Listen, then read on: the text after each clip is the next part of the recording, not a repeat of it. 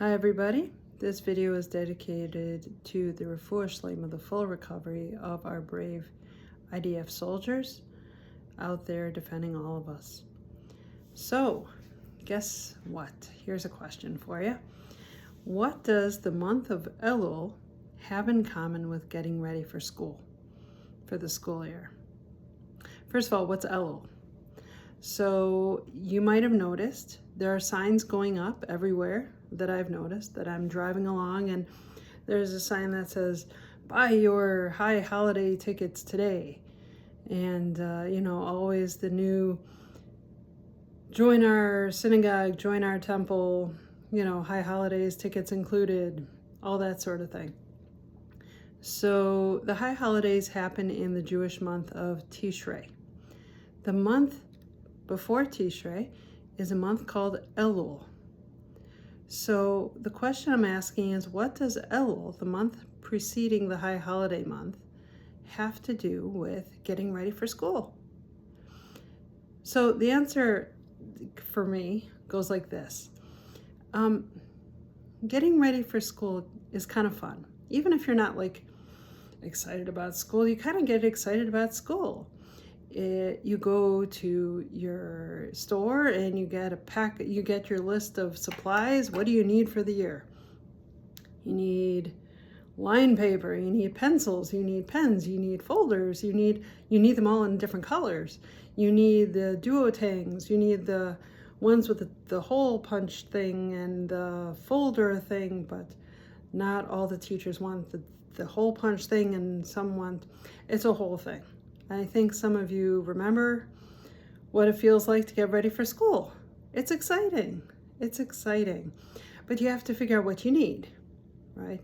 You can't just show up to school and expect to learn. You can learn, but you won't be prepared. You won't be prepared as well as if you'd gone to the store and gotten your papers and your notebooks and your pencils and your pens and your highlighters and your markers and your crayons, depending what grade you're going into. And your calculators, those are new for us this year. Anyway, what am I going on about here? That's for the kids. Don't forget the adults. I have goals this year too. Not just getting the kids out the door. I have to make lunches. My goal this year, by the way, is to have lunches ready the night before, so I'm not in a panic the morning of, every single morning. It's a production. You have no idea over here. It's a production. But it's good. It's good. Kids are enjoying themselves so far. It's only the first day, but you never know. It could go well. Hope it goes well for everybody out there whose kids are going to school. But we all have to kind of plan ahead. We can't just jump into the first day and hope for the best. I mean, you can. It's a little rough, though. It's a rough go. So what I'm trying to say here is we can just show up for the high holidays. We can. We can show up. You listen to the shofar. That's the mitzvah of the holiday. That's the first high holiday we're going to come across soon. And you can show up. But it's easier and it means more if you're a little bit more prepared. You can show up for school the first day without a pencil, but it kind of, not going to get as much out of it. So Elul is there to help you kind of get into the mindset 30 days before Rosh Hashanah, the beginning of the year, to kind of say, hey, what's going on? Just take stock of what's going on in your life. Now, there are different parts to this. You can say, okay, there's different parts here. There's my relationship with other people, right? How do we treat other people? Also, how do we treat ourselves? That's another piece. And what's our relationship with God? Hopefully we, as adults, can say to ourselves, well, God is more than an old guy in the sky, because that's not what we believe. That's kind of a kid version of God, but it's not the Jewish version of God. It's not even an adult version of God. And many of us have a kid version of our Judaism, and we should decide what part we should invest in ourselves. Okay, it's not just, oh, there's Judaism. It's investing in ourselves, in our traditions. How can we incorporate those into our lives, right? So let's go over that again. There's our relationship with ourselves. There's our relationship with others. And others you can even break down to your family and your friends and acquaintances. And also God. Okay? So Elul is there for us to say, hang on, what's flying here? Because we're so involved in our everyday lives, which is normal. And it's hard for us to take stock in what's going on in our lives. So we have to say to ourselves, like the same way I'm saying I need to improve my lunch making skills the night before, is I need to improve my relationship with myself, with others, my family and friends and acquaintances, and with God. And how do I do that? How do I come to this and understand how to do this better? Because we're always trying to improve ourselves. Hopefully we're not. You should be happy with yourself, but you should also know that there's ways to improve without getting down on yourself either, because you don't want to do that, because that's non-productive.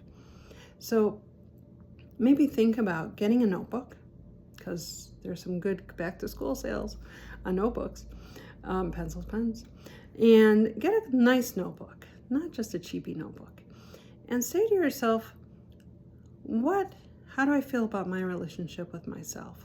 How could I work on this better? Is there a little bit of self-care I should be thinking about here?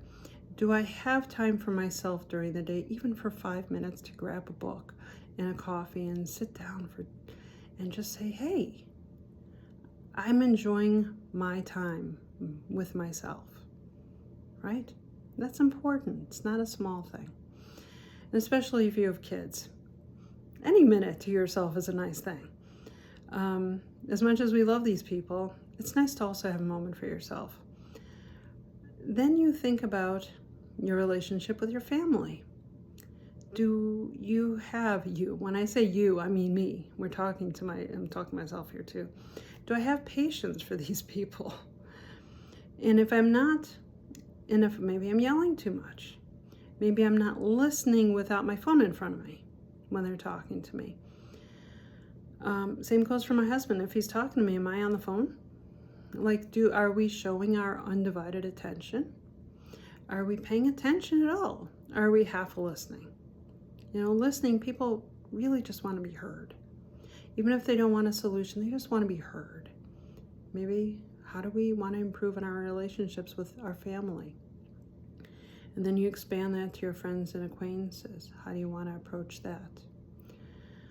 And then your relationship with God. Okay? In Rosh Hashanah services, we talk about Avinu Malkeinu, our Father, our King. That's a two-part relationship.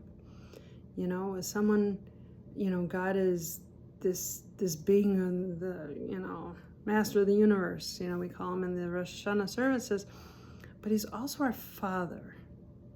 He cares about us. It's not just this, king out there, the universe, and has no personal relationship with his creatures and his creations. We're called the princes, of princes and princesses of God. The Jewish people, being part of the Jewish people is something special. So we talk about Avinu Malkeinu, our Father, our King. Avinu comes first. Our Father is first. He wants a relationship with us. How much of a relationship do we have? How much time do we spend thinking about our relationship with God? It's a funny thing. Do we actually talk to God? I'm not talking about a siddur, going to the synagogue and grabbing a prayer book and opening it up. I'm talking about, hey God, stop for a minute. The weather's still nice. Go for a walk outside and, talk to God. Really. First say thank you. You give me a good life. Even with all the craziness going on, I have a good life. And I think all of us do. Sometimes we have to look for the good, and sometimes it's hard. But all in all, there's still good there, even if you're having a hard time. There's good there. And then, unburden yourself. Talk to God. He's your Father. It's somebody special who wants to hear from you, who wants to hear your problems, who wants to hear you say, I need you. Every parent wants to hear that. I need you. It's nice to feel needed. So that's my thought for today. But Elul is a special time, to reassess and actually take a moment to think about our lives. We're so busy all the time, every moment of the day. We, even when you think you've stopped, we're doom scrolling on our phones. So did we really stop and relax for a moment and think about our lives? No, no. We're doom scrolling. We need to know all the craziness in the world. Anyway, hope all is well out there. Have a great day, everybody. Bye-bye.